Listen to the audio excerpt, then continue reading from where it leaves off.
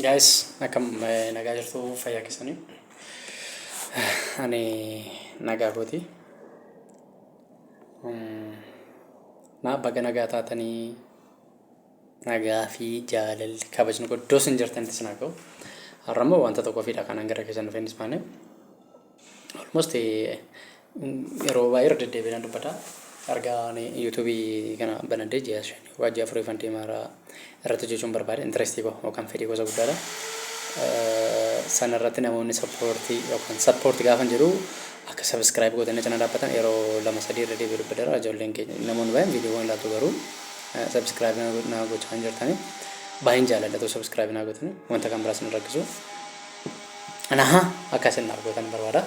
So dabalataanii yeroo kamiyyuu biyaansi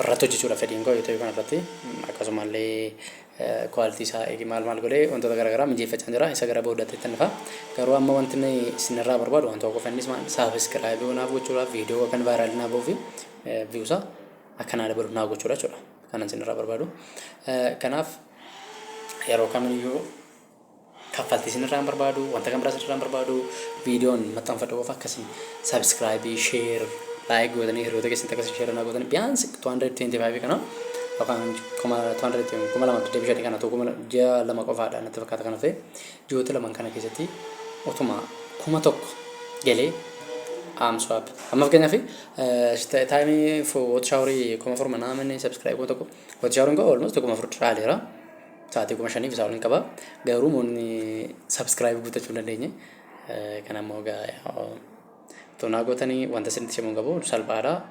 Namoonni viidiyoon kun qabu yeroo kamiyyuu subscribe only subscribe naa gotanii hiriyoota keessa share naa gotanii comment naa barreessanii viidiyoon irratti hojjechuu barbaadu prankiidhaaf reactii garagaraati only notisisuun kana qofaa osoo hin taane amma na lalla'ame wanta gaggaarii kamiiniyyuu irratti waraabee post gochuun yaala fedhiin gosa kanaadha. Negative side yookaas wantoota hamaa qabadhee hin deemu. Waan gaarii wanta namooti gaafa ilaalan attract godhu gaafa daawwatan motiveetii wanta sin godhu akkasuma wanta isinitti bohaartan wanta isinitti gammaddan first afaan oromootiin reaction jalqaba hojjechuun yaalaan jira. Nama meeqaafiyyuu subscribe gochaa jirtu ijoollee warra gamaatiis sun mirga keessanii garuu anaafis yoonaa gootanii na cina dhaabbatanii na gargaartan I'm so happy baay'een gammada. Alifi miidhaan qabu garuu immoo anaaf faayidaa guddaa qaba especially viidiyoon koo vaayiraalii yoonaa bahee ilaalcha gaarii yoon argadhe viidiyoo gaarii waraabuudhaaf akkasumallee waan baay'ee nama barbaachisa sanaa fi gargaarsa keessan na barbaachisa natti tola especially amma fakkeenyaaf laayikii yoonaa godhanii vaayiraalii naa bahee laayikiin sababa baay'eetiif amma natti tola because jireenya koo naaf jijjiira jedhee wantani irratti hojjechaa jiru waan ta'eef yoo na gargaartan gammachuu isaan danda'u. Kanaafuu cina koo dhaabbadhaa isiniin jaalladha baay'ee. Please kanuma qofaan isin gaafadha.